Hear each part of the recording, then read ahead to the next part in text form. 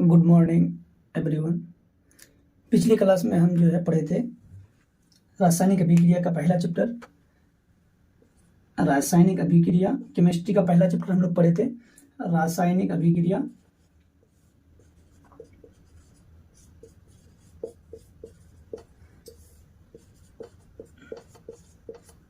और समीकरण। तो इस चैप्टर की हम लोग शुरुआत जो किए थे तो उसको पढ़ लिए थे और हम लोग आए थे दो टॉपिक पर। एक आए थे हम लोग जो रासायनिक समीकरण जो होती है वो दो तरह का होती है, एक होता है संतुलित समीकरण और एक होती है असंतुलित समीकरण। तो आज हम लोग जो पढ़ने वाले हैं तो रासायनिक अभिक्रिया कितने प्रकार के होते हैं और उसके बारे में क्या करना है हमको जानना है। तो सबसे पहले हम लोग बात करते हैं कि रासायनिक अभिक्रिया के प्रकार। रासायनिक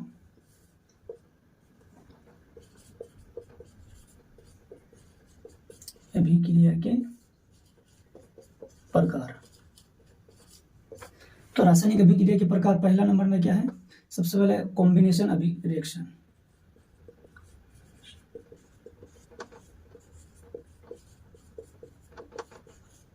दूसरा नंबर में है क्या, डिकम्पोजिशन रिएक्शन।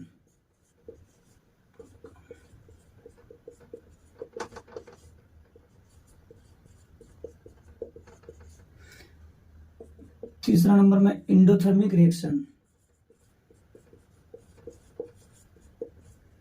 Endothermic reaction. चौथा नंबर में हम लोग पढ़ेंगे एक्सोथर्मिक रिएक्शन।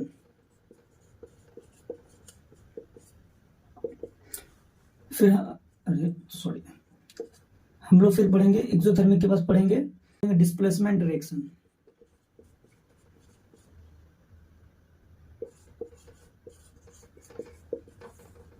छठा पढ़ेंगे हम लोग double displacement reaction.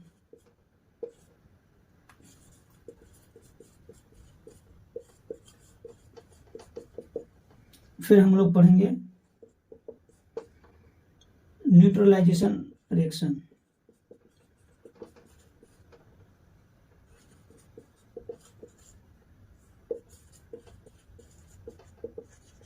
Neutralisation reaction पढ़ेंगे। फिर हम लोग पढ़ेंगे आठवां नंबर में oxidation reaction.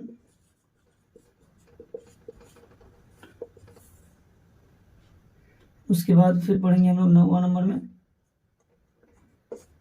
Reduction reaction.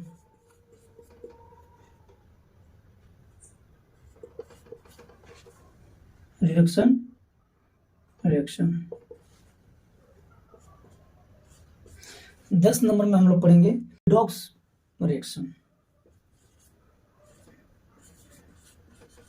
Redox reaction यानी री उसके बाद डॉक्स, इसका 3 इसका 2, तो एक पढ़ेंगे रिडॉक्स रिएक्शन।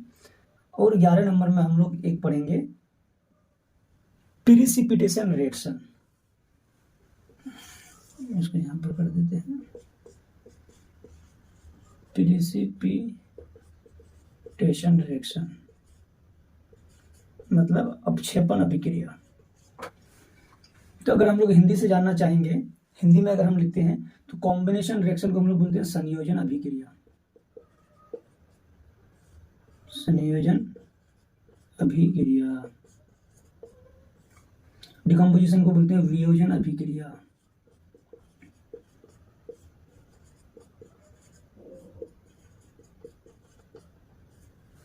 एंडोथर्मिक को बोलते हैं उष्माशोषी अभिक्रिया।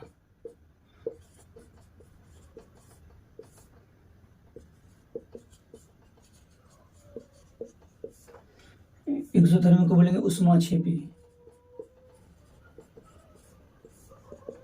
डिस्प्लेसमेंट को बोलेंगे विस्थापन अभिक्रिया। डबल डिस्प्लेसमेंट को द्विविस्थापन अभिक्रिया।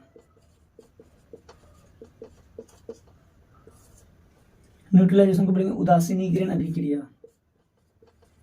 उदासीनीकरण अभिक्रिया। ऑक्सीडेशन को बोलेंगे ऑक्सीकरण अभिक्रिया।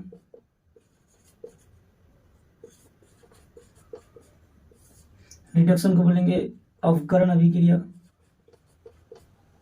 और रिडॉक्स अभिक्रिया बोलेंगे ऑक्सी अवकरण अभिक्रिया।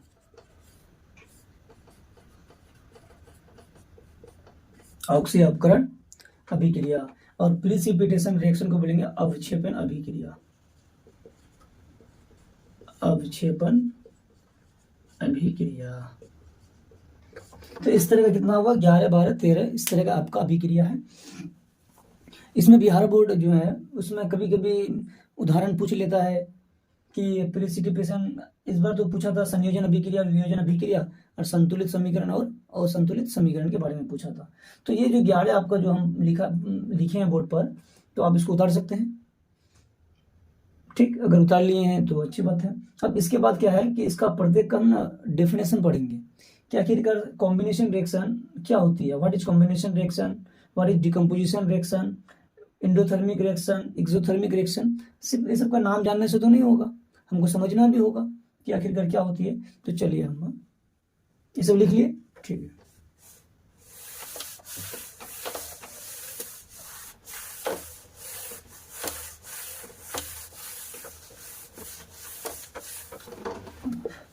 तो हम जो है अभी हम देने जा रहे हैं क्या, कॉम्बिनेशन रिएक्शन। कॉम्बिनेशन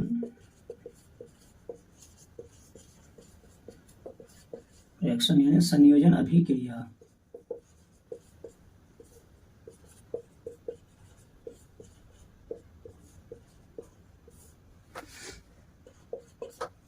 तो अब कॉम्बिनेशन मतलब क्या होता है, एक आदमी का दूसरे आदमी के साथ मिलना बोलते हैं ना कॉम्बिनेशन, कि दोनों का कॉम्बिनेशन अच्छा चल रहा है।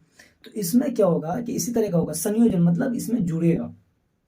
तो इसका डेफिनेशन अगर आप देना चाहेंगे तो इस कॉम्बिनेशन रिएक्शन में आप इस तरह का दे सकते हैं कि जब एक या एक से अधिक तत्वों या एक से अधिक परमाणु आपस में मिलकर एक नए यौगिक का निर्माण करता है या एक नए पदार्थ का निर्माण करता है, उसको हम लोग क्या बोलेंगे, संयोजन अभिक्रिया।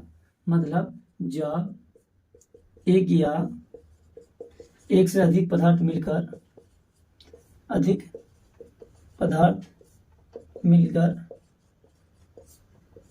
जब एक या एक से अधिक पदार्थ मिलकर एक नए पदार्थ का निर्माण करता है, एक नए पदार्थ का निर्माण करता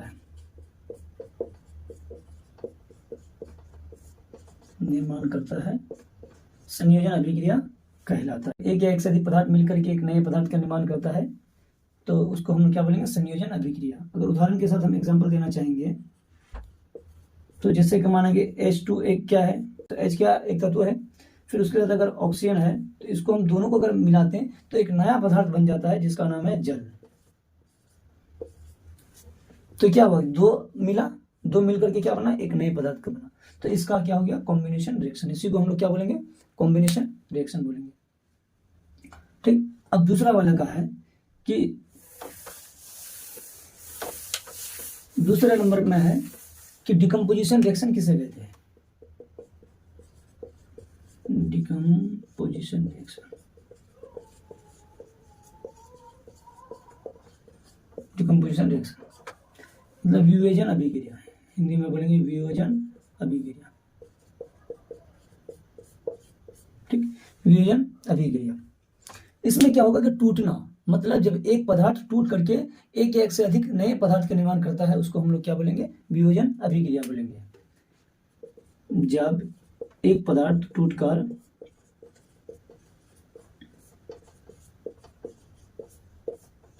एक या एक से अधिक पदार्थ का निर्माण करता है, एक या एक से अधिक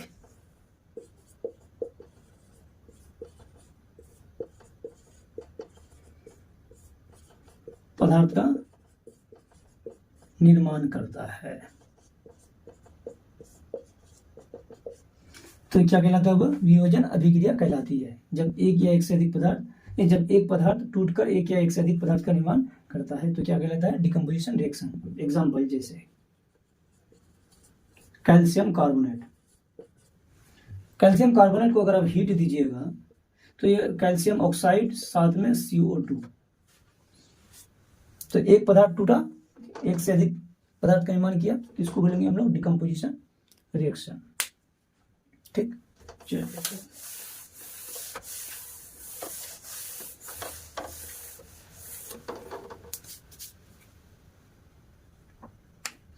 अब तीसरा नंबर हम लोग पढ़े थे exothermic reaction. Reaction, exothermic reaction, ऊष्माक्षेपी अभिक्रिया, यानी जब रासायनिक अभिक्रिया के दौरान ऊष्मा क्या होती है, बाहर निकलता है, तो उसको हम लोग क्या बोलेंगे, उस ऊष्माक्षेपी अभिक्रिया, ऊष्माक्षेपी अभिक्रिया। तो ऊष्माक्षेपी अभिक्रिया किसको बोलते हैं कि वैसी रासायनिक अभिक्रिया या वैसी अभिक्रिया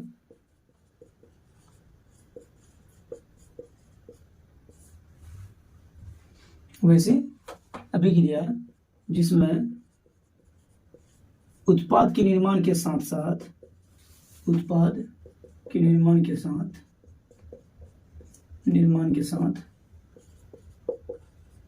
ऊष्मा का उत्पन्न होता है,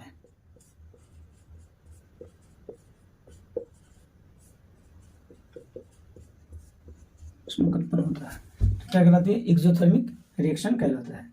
एग्जाम्पल अब देख लीजिए, अगर मीथेन गैस को ऑक्सीजन की उपस्थिति में जलाएंगे तो वो बनाएगा कार्बन डाइऑक्साइड, साथ में जल, और साथ में आपको क्या बनाएगा, ऊष्मा।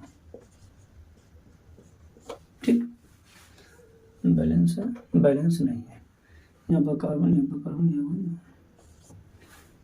ठीक हो गया, ऑक्सीजन 2 4, चलिए हो गया बैलेंसिंग।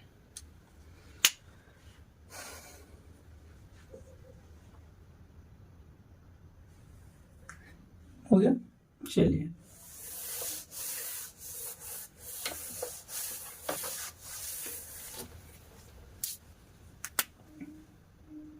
चौथा नंबर में ऊष्मा शोषी अभिक्रिया,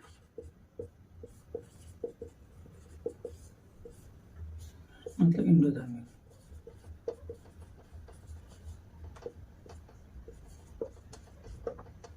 इंडोथर्मिक रिएक्शन, ऊष्मा शोषी अभिक्रिया किसे बोलते हैं, ऊष्मा शोषी अभिक्रिया वैसी अभिक्रिया जिसमें क्या हो, वैसी अभिक्रिया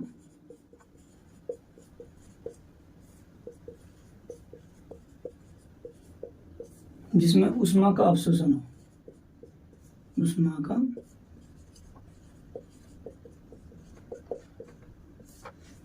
ऊष्मा का अवशोषण हो, उसको हम लोग क्या बोलेंगे, ऊष्मा शोषी अभिक्रिया, जिसमें ऊष्मा देना पड़ेगा। जैसे कैल्शियम कार्बोनेट को अगर आप तोड़ेंगे तो उसमें आपको ऊष्मा देना पड़ेगा, तब वो टूटेगा।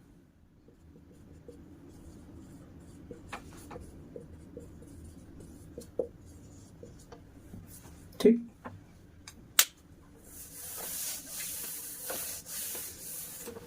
अब पढ़ेंगे क्या, विस्थापन अभिक्रिया, डिस्प्लेसमेंट रिएक्शन। ये अच्छा बार बार पूछा जाता है एग्जाम में, डिस्प्लेसमेंट रिएक्शन। तो इसका डेफिनेशन है कि वैसी अभिक्रिया जिसमें एक परमाणु किसी यौगिक के परमाणु को हटाकर उसका स्थान ग्रहण कर लेता है। मतलब हम अकेले हैं और मेरे बगल में कोई गैंग में लड़का है और उस गैंग में हमको शामिल होना होगा, और उसका जगह फिक्स है कि उसमें 4 लोग ही उस गैंग में रहेंगे। लेकिन क्या है कि उस 4 गैंग में एक लड़का कमजोर है, तो हम क्या करेंगे कि हम उस गैंग के पास जाएंगे और उस कमजोर लड़का को भगाएंगे और उस गैंग में हम क्या हो जाएंगे, शामिल हो जाएंगे। तो उस अभिक्रिया को हम लोग क्या बोलेंगे, विस्थापन अभिक्रिया। तो इसका अगर डेफिनेशन आप देना चाहेंगे तो वैसी अभिक्रिया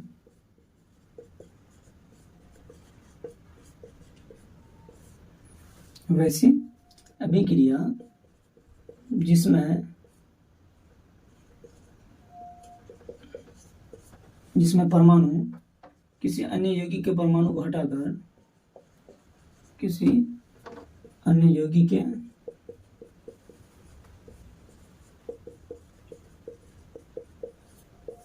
परमाणु को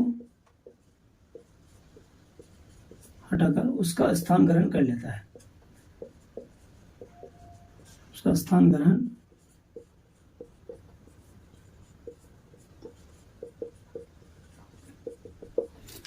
विस्थापन अभिक्रिया कहलाता है। जैसे जिंक है और उसके बाद कॉपर सल्फेट का विलयन है,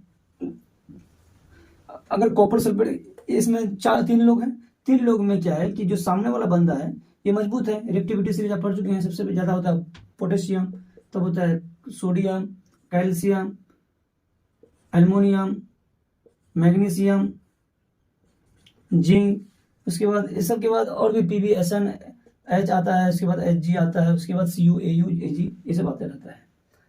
तो इसमें क्या है कि अगर इसको आप कॉपर सल्फेट के बगल में लाइएगा तो इस जिंक क्या करेगा, सल्फेट के साथ मिल जाएगा और Cu को क्या करेगा, भगा देगा। तो ये हो जाएगा विस्थापन अभिक्रिया। अब एक होती है डबल डिस्प्लेसमेंट, द्विविस्थापन अभिक्रिया।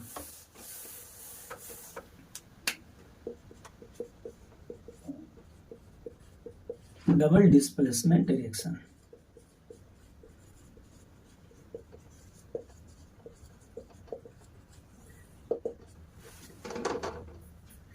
डबल डिस्प्लेसमेंट में क्या करेंगे कि इसमें दो लोग का खाली एक आदमी भागेगा, तो ऐसा नहीं, यानी माना कि चार लोग हैं, एक तरफ चार लोग हैं और एक तरफ चार लोग हैं, तो इसमें क्या होगा कि दो लोग अगर इस गैंग में आएंगे तो इस गैंग का दो लोग को उसके पास भी जाना पड़ेगा, तब होगा द्विविस्थापन अभिक्रिया। यानी इसमें क्या होगा कि आयनों का ट्रांसफर होगा। वैसी अभिक्रिया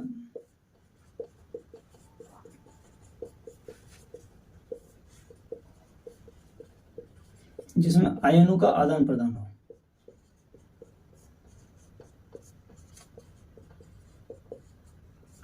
आयनों का आदान प्रदान हो, ठीक। जैसे sodium sulphate plus barium chloride,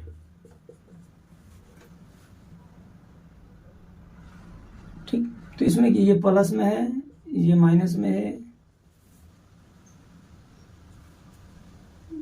तो प्लस में है, माइनस में है, तो इसका इसके साथ होगा और इसका इसके साथ होगा अभिक्रिया, तो बना देगा NaCl plus BaSO, barium sulphate plus sodium chloride, ठीक।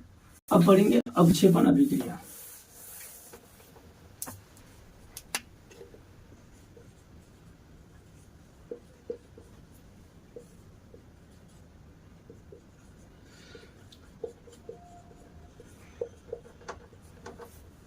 अवक्षेपण अभिक्रिया वैसी अभिक्रिया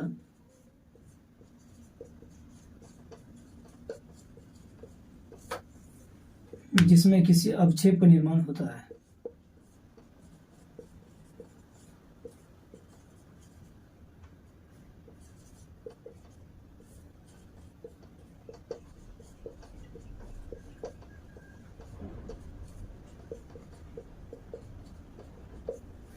वैसी अभिक्रिया जिसमें किसी अवक्षेप का निर्माण होता है उसे हम क्या कहेंगे, अवक्षेपण अभिक्रिया। Example AgNO3 silver nitrate plus NaCl को सोडियम क्लोराइड को अगर रिएक्शन कराएंगे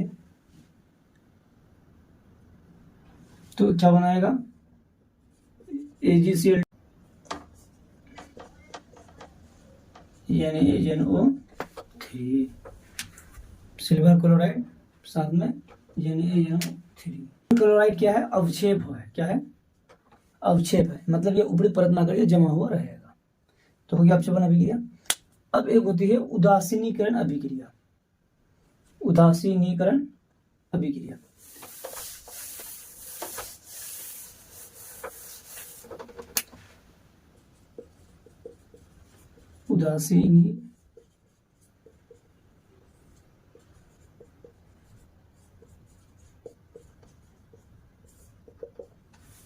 तो उदासीनीकरण मतलब उदासीन, न्यूट्रलाइज करना, न्यूट्रल। तो क्या होगा, वैसी रासायनिक अभिक्रिया यानी वैसी अभिक्रिया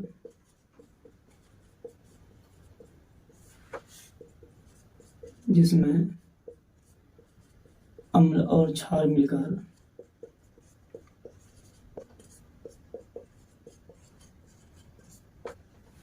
लवण और जल बनाता है।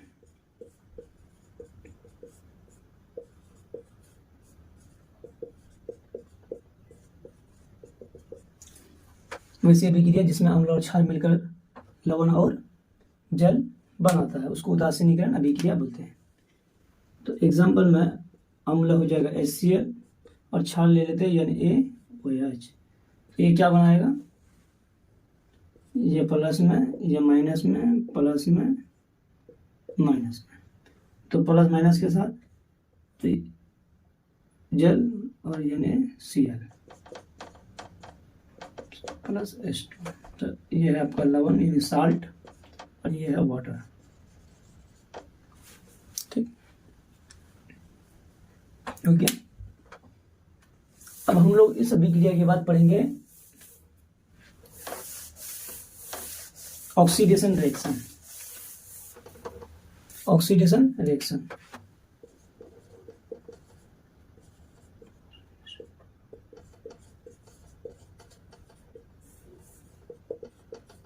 सिंपल भाषा में जिस रिएक्शन में, जिस अभिक्रिया में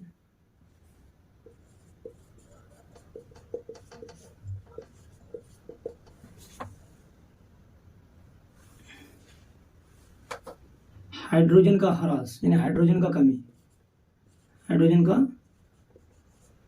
कमी हो और ऑक्सीजन का जुड़ना हो, और ऑक्सीजन का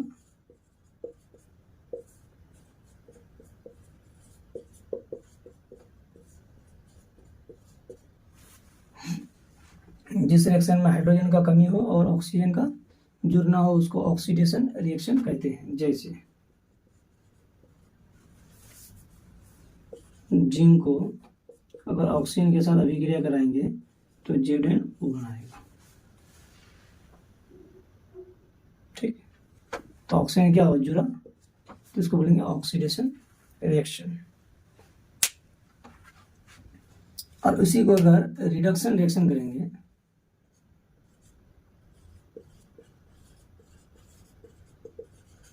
जिस रिएक्शन में हाइड्रोजन का जुड़ना हो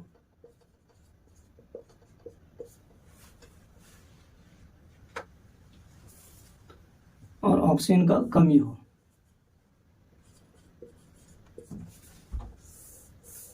ऑक्सीजन का कमी हो उसको हम लोग क्या बोलेंगे, रिडक्शन रिएक्शन। जैसे कि ZnO को अगर आप हीट दीजिएगा तो Zn प्लस O2, सिंपल।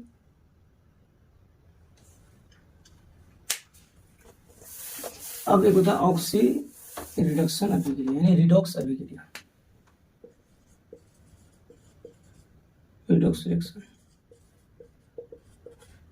तो डिफिनेशन है कि जिस रिएक्शन में, जिस रिएक्शन में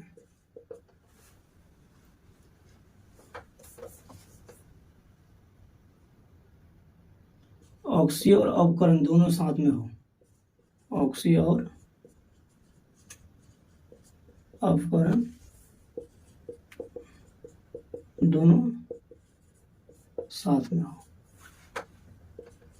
रिडॉक्स अभिक्रिया कहलाता है। जैसे ZnO प्लस C,